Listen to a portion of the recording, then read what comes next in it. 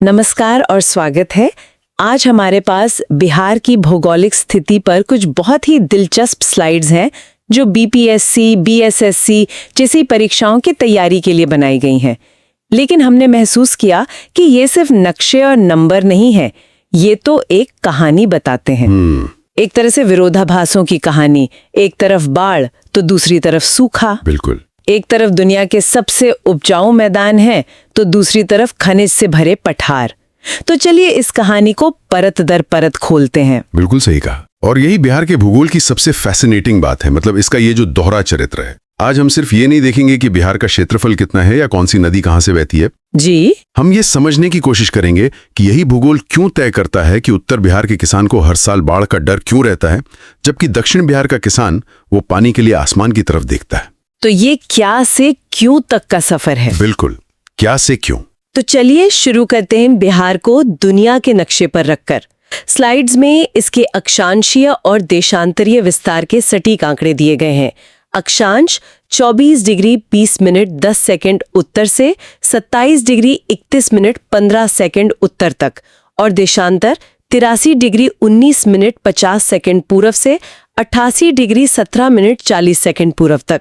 ये नंबर देखकर तो मतलब किसी भी परीक्षार्थी का सिर चकरा जाए। इनका असल में मतलब क्या है? हाँ बिल्कुल, लेकिन देखिए इन नंबरों में ही बिहार की जलवायु का पूरा राज छपा है। अच्छा। उत्तरी गोलार्ध में और कर्क रेखा के ठीक उत्तर में होने का मतलब है कि यहाँ उपोष्ण मानसूनी यानी सब ट्रॉपिकल मानसून जलवायु है। मतलब गर्मी भी खूब और बारिश भी खूब। एकदम। और ये जो देशांतरीय विस्तार है ये बताता है कि राज्य पूर्व से पश्चिम तक लगभग 483 किलोमीटर तक फैला है। और उत्तर से दक्षिण? उत्तर से दक्षिण इसकी चौड़ाई करीब 345 किलोमीटर है। 483 गुणा 345 किलोमीटर, तो इसका आकार एक तरह से आयताकार मतलब रेक्टेंगुलर हुआ। हाँ, लगभग आयताकार। और क्षेत्रफल है 94,163 वर्ग किलोमीटर। लेकिन जो आंकड़ा मुझे सबसे ज्यादा चौंकाता है सच में, वो है समुद्र तल से औसत ऊंचाई। हाँ, वो कितनी है? सिर्फ 53 मीटर। मतलब बिहार लगभग सपाट है। एकदम सपाट। और देखिए यही सपाटपन बिहार के लिए वरदान भी है और अभिशाप भी। अच्छा, वो कैसे? वरदान इसलिए क्योंकि यहाँ खेती करना, सड़कें बनाना, रेल लाइनें बिछाना ये सब आसान है, कोई बड़ी पर्वत श्रृंखला रास्ता नहीं रोकती। लेकिन अभिशाप इसलिए क्योंकि जब हिमालय से आने वाली नदियां इस सपाट मैदान में उतरती हैं तो उन्हें फैलने के लिए पूरी आजादी मिल जाती है। और वहीं से बाढ़ की कहानी शुरू होती है। बिल्कुल वहीं से। नदियों की बात आई है तो ये भी जानना जरूरी है कि मैदान आखिर खत्म कहाँ होते हैं और बिहार की सीमाएं कहाँ से शुरू होती हैं। इसके पड़ोसी कौन है? बिहार की सीमाओं की अपनी एक अलग कहानी है। उत्तर में देखिए नेपाल के साथ एक अंतर्राष्ट्रीय सीमा है। जी, इंटरनेशनल बॉर्डर। हाँ, जो इसे एक रणनीतिक महत्व देती है। पूर्व में पश्चिम बंगाल, दक्षिण में झारखंड और पश्चिम में उत्तर प्रदेश है। तो इसका मतलब ये हुआ कि बिहार चारों तरफ से जमीन से घिरा है। जी, ये एक भू आवेशित यानी लैंडलॉक्ड राज्य है। लैंडलॉक्ड, ये शब्द हम अक्सर सुनते हैं, लेकिन इसका रोजमर्रा की जिंदगी या अर्थव्यवस्था पर क्या असर पड़ता है? इसका सीधा असर आप कह सकती हैं बिहार की जेब पर पड़ता है। जेब पर? हाँ, सोचिए बिहार के एक उद्योगपति को अपना माल विदेश भेजना है। उसे पहले सड़क या रेल के रास्ते माल को पश्चिम बंगाल के हल्दिया या कोलकाता बंदरगाह भेजना होगा। क्योंकि अपना तो कोई बंदरगाह है ही नहीं। तो इस अतिरिक्त परिवहन लागत के कारण उसका जो उत्पाद है वो गुजरात या महाराष्ट्र की किसी उद्यमी की तुलना में महंगा हो जाता है। अच्छा, तो ये एक बहुत बड़ी भौगोलिक बाधा है। बिल्कुल, जिसे अक्सर नजरअंदाज कर दिया जाता है। वाह, ये तो मैंने कभी इस तरह से नहीं सोचा था। और स्लाइड्स में ये भी जिक्र है कि कुछ जिले एक से ज्यादा राज्यों या देश को छूते हैं, जैसे पश्चिम चंपारण। हाँ, पश्चिम चंपारण जो नेपाल और उत्तर प्रदेश दोनों से लगा है। तो ऐसी जगहों पर तो काफी कुछ दिलचस्प होता होगा। बिल्कुल, ये इन जगहों को सांस्कृतिक और आर्थिक रूप से बहुत दिलचस्प बना देता है। पश्चिम चंपारण में आपको भोजपुरी और नेपाली संस्कृतियों का संगम मिलेगा। और किशनगंज भी है शायद। हाँ, इसी तरह किशनगंज जो नेपाल और पश्चिम बंगाल दोनों से जुड़ता है वो व्यापार का एक अहम गलियारा बन जाता है।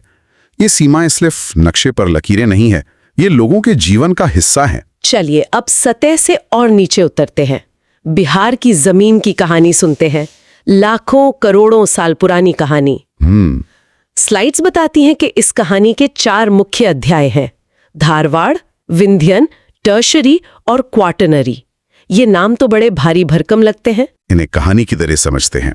सबसे पुराना अध्याय है धारवाड़ चट्टानों का, जो दक्षिण पूर्वी बिहार मतलब मुंगेर, जमुई में मिलती हैं। सबसे पुरानी? हाँ, ये तब बनी थी जब पृथ्वी युवा थी। ये बिहार का वो छिपा हुआ खजाना है जिनमें अभ्रक यानी माइका जैसे कीमती खनिज हैं। अच्छा, और दूसरा अध्याय? दूसरा अध्याय है विंध्यन चट्टानों का, जो दक्षिण पश्चिम में यानी कैमूर, रोहतास में है। ये चूना पत्थर और पायराइट से भरी हैं। मतलब सीमेंट उद्योग की रीढ़। एकदम। और तीसरा अध्याय? टर्शरी। तीसरा अध्याय टोशरी, ये बहुत बाद में लिखा गया, जब हिमालय बन रहा था। इसकी चट्टानें हमें उत्तर में सोमेश्वर श्रेणी में मिलती हैं। लेकिन इस कहानी का जो सबसे नया और सबसे बड़ा अध्याय है वो है क्वाटरनरी। क्वाटरनरी? ये और कुछ नहीं बल्कि गंगा और उसकी सहायक नदियों द्वारा बिछाया गया जलोढ़ मैदान है। बिहार की 96% भूमि इसी अध्याय का हिस्सा है और यही बिहार की पहचान है। तो एक तरफ अरबों साल पुरानी चट्टानें और दूसरी तरफ नदियों द्वारा लाई गई एकदम नई मिट्टी, ये भी एक तरह का विरोधाभास ही है। बिल्कुल है। अब जरा जमीन के ऊपर आते हैं। इन 4 भूगर्भिक अध्यायों ने बिहार की सतह को कैसा आकार दिया है? देखिए, सतह पर हमें 3 स्पष्ट भाग दिखते हैं। पहला, उत्तर पश्चिम के कोने में एक छोटा सा पहाड़ी इलाका, शिवालिक पर्वतीय क्षेत्र। ये हिमालय का हिस्सा है? हाँ, ये हिमालय का ही सबसे निचला हिस्सा है, जो पश्चिम चंपारण जिले में है। और यहीं पर बिहार की सबसे ऊंची चोटी सोमेश्वर है, 874 मीटर ऊंची। और यहीं से तो त्रिवेणी नहर भी निकलती है ना? ये प्रतियोगी परीक्षाओं के लिए एक बहुत ही महत्वपूर्ण तथ्य है। बिल्कुल, सिंचाई के लिए ये नहर बहुत महत्वपूर्ण है। अब इस छोटे से पहाड़ी इलाके को छोड़ दें तो बाकी का पूरा बिहार 2 बड़े हिस्सों में बटा है। और उनके बीच से गंगा बहती है। एकदम। गंगा के उत्तर में है उत्तरी बिहार का मैदान और दक्षिण में दक्षिणी बिहार का मैदान। और यहीं पर बिहार का सबसे बड़ा भौगोलिक ड्रामा देखने को मिलता है, बाढ़ बनाम सूखा वाला ड्रामा। हाँ। स्लाइड्स में एक नक्शे पर साफ दिखाया गया है कि उत्तरी बिहार फ्लड प्रोन है और दक्षिणी बिहार ड्रॉट प्रोन। लेकिन ऐसा क्यों है? नदियां तो दोनों तरफ है ना? यहीं पर नदियों के चरित्र का अंतर समझना होगा। देखिए, उत्तरी और दक्षिणी बिहार की नदियों में वही फर्क है जो एक हिमालयी शेरपा और एक मैदानी धावक में होता है। अच्छा, ये तो बड़ा दिलचस्प उदाहरण है। उत्तर की नदियां जैसे कोसी, गंडक, बागमती, ये हिमालय जैसे ऊंचे पहाड़ से भारी बोझ मतलब गाद लेकर उतरती हैं और थककर सपाट मैदान में अपना बोझ फेंक कर फैल जाती हैं। इसीलिए बाढ़ आती है। और दक्षिण की नदियां? वहीं दक्षिण की नदियां जैसे सोन, फल्गु, पुनपुन, ये पठार पर आराम से चलती हैं। उनके पास न ज्यादा पानी होता है न ज्यादा बोझ। गर्मी आते आते वे लगभग सूख जाती हैं और सूखे की स्थिति बन जाती है। उत्तरी मैदान में कुछ खास शब्दों का जिक्र है, चौर और दियारा। ये क्या है? क्या हम इन्हें स्थायी झीलें मान सकते हैं? नहीं, ये उससे कहीं ज्यादा जटिल और गतिशील हैं। चौर असल में नीची भूमि वाले कटोरे की तरह हैं, जहां बारिश और बाढ़ का पानी जमा हो जाता है। तो ये महीनों तक पानी से भरे रहते होंगे? हाँ, और इसी वजह से ये मछली पालन और मखाना की खेती के लिए आदर्श बन जाते हैं। और दियारा? वहीं दियारा नदी के किनारे की जमीन है, जहां हर साल बाढ़ नई उपजाऊ मिट्टी की परत बिछा जाती है। ये जमीन तरबूज और सब्जियों जैसी फसलों के लिए सोने की तरह है। लेकिन एक डर भी रहता होगा। हमेशा हमेशा इस डर के साथ कि अगली बाढ़ कब सब कुछ बहा ले जाएगी। ये एक तरह का सालाना जुआ है जो किसान प्रकृति के साथ खेलता है। और दक्षिणी मैदान में टाल क्षेत्र का भी जिक्र है। हाँ, टाल क्षेत्र दक्षिण में गंगा के किनारे एक लंबी पट्टी में फैले हैं। ये भी नीची भूमि है जहां बारिश का पानी जमा हो जाता है। लेकिन जब पानी उतरता है तो ये जमीन दलहनी फसलों, खासकर दालों के लिए बेमिसाल हो जाती है। इसे दाल का कटोरा भी कहा जाता है। और बिहार का तीसरा भौतिक क्षेत्र है दक्षिणी संकीर्ण पठारी क्षेत्र। सही, ये झारखंड से सटा हुआ इलाका है और असल में छोटा नागपुर पठार का ही एक हिस्सा है। तो ये वही इलाका है जहां धारवाड़ और विंध्यान चट्टानें मिलती हैं। बिल्कुल, भूगर्भिक कहानी के पहले 2 अध्याय यही मिलते हैं। इसलिए यहाँ की अर्थव्यवस्था खेती पर उतनी निर्भर नहीं है। यहाँ की जमीन के नीचे ग्रेनाइट, नीस, शिस्क जैसे खनिजों का खजाना है, जो खनन और उद्योगों की संभावनाएं पैदा करते हैं। जी। तो हमने देखा कि बिहार की जमीन कितनी विविध है। अब बात करते हैं बिहार की जीवन रेखा की, यहाँ के अपवाह तंत्र यानी नदियों के जाल की। गंगा तो मुख्य नदी है ही, जो बक्सर के पास चौसा में प्रवेश करती है। और 445 किलोमीटर का सफर तय करके कटिहार से बाहर निकलती है।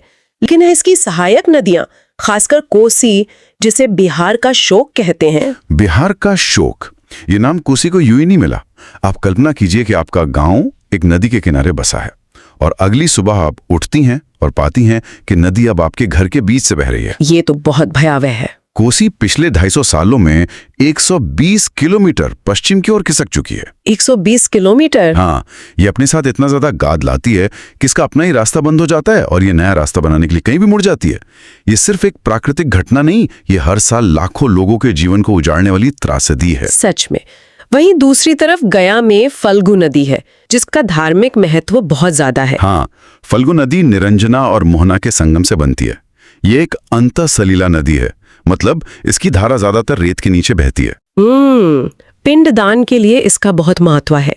पूरे विश्व में ये दिखाता है कि बिहार में नदियां सिर्फ पानी का स्रोत नहीं, बल्कि संस्कृति और आस्था का भी केंद्र हैं। अब इन सब भौगोलिक पहलुओं को, मतलब पहाड़ों, मैदानों, नदियों को एक साथ मिला दें जी। तो यहाँ की जलवायु, मिट्टी और वनस्पति की तस्वीर उभरती है। जी। जलवायु तो हमने शुरू में ही समझ ली थी, उपोष्ण मानसूनी, लेकिन बारिश का वितरण बहुत असमान है। सबसे ज्यादा किशनगंज में और सबसे कम औरंगाबाद में। ऐसा क्यों? इसकी वजह भी भूगोल ही है। देखिए, किशनगंज उत्तर पूर्व में है, बंगाल की खाड़ी के करीब। तो जब मानसून की हवाएं आती हैं तो वे सबसे पहले और सबसे ज्यादा बारिश वहीं करती हैं। और औरंगाबाद तक पहुंचते पहुंचते कम हो जाती है? हाँ, उन हवाओं में नमी कम हो जाती है। और गया सबसे गर्म जिला इसलिए है क्योंकि उसकी स्थिति महाद्वीपीय है और पठारी पृष्ठभूमि के कारण पत्थर जल्दी गर्म हो जाते हैं। और जैसी बारिश वैसी मिट्टी। उत्तर के बाढ़ वाले इलाकों में हर साल नई मिट्टी बिछती है, जिसे खादर कहते हैं, जो बहुत उपजाऊ होती है। और दक्षिण में पुरानी जलोढ़ मिट्टी, बांगर, मिलती है। और जैसी मिट्टी वैसी वनस्पति। बिहार का केवल 7.27% हिस्सा ही वनों से ढका है, जो राष्ट्रीय औसत से काफी कम है। जहां ज्यादा बारिश होती है, जैसे पश्चिम चंपारण के शिवालिक क्षेत्र में, वहां आर्द्र पर्णपाती, मतलब मॉइस्ट डेसिजुअस वन मिलते हैं, जिनमें साल के पेड़ मुख्य होते हैं। और कम बारिश वाले इलाकों में? और जहां कम बारिश होती है, यानी दक्षिणी पठारी इलाकों में, वहां शुष्क पर्णपाती यानी ड्राई डेसिजुअस वन पाए जाते हैं। वन्य जीवों की बात करें तो दो नाम बिल्कुल रट लेने वाले हैं। पहला, पश्चिम चंपारण में वाल्मीकि नगर टाइगर रिजर्व, जो बिहार का एकमात्र राष्ट्रीय उद्यान है। और दूसरा, भागलपुर में विक्रमशिला गांगेय डॉल्फिन अभयारण्य। अच्छा, तो भारत का एकमात्र डॉल्फिन अभयारण्य बिहार में है? जी बिल्कुल। ये तो सच में एक अनूठा तथ्य है। इन डॉल्फिन्स के लिए गंगा का ये हिस्सा इतना खास क्यों है? ये गंगा का वो हिस्सा है जहां नदी की गहराई और उसका प्रवाह डॉल्फिन के लिए आदर्श है। और ये अभयारण्य सिर्फ एक पर्यटन स्थल नहीं है, ये गंगा नदी के स्वास्थ्य का एक सूचक है, एक इंडिकेटर। बिल्कुल। अगर यहाँ डॉल्फिन सुरक्षित हैं, तो इसका मतलब है कि नदी का पारिस्थितिकी तंत्र अभी भी जीवित है। तो अगर हम इस पूरी चर्चा को परीक्षा के दृष्टिकोण से निचोड़ें, तो कुछ तथ्य बिल्कुल कंठस्थ कर लेने चाहिए।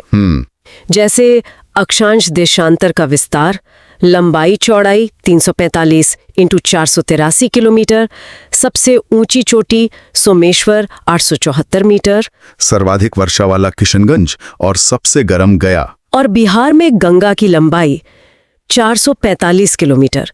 जैसा कि एक स्लाइड कहती है, कोऑर्डिनेट्स याद = 1 नंबर पक्का। बिल्कुल, ये आंकड़े महत्वपूर्ण हैं और सीधे तौर पर पूछे जाते हैं।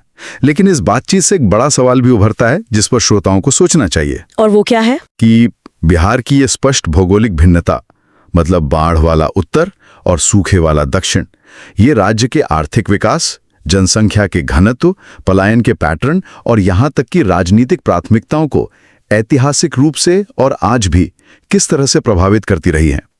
जब आप भूगोल को समाज से जोड़कर देखेंगे, तब आपको इस विषय की असली और गहरी समझ मिलेगी।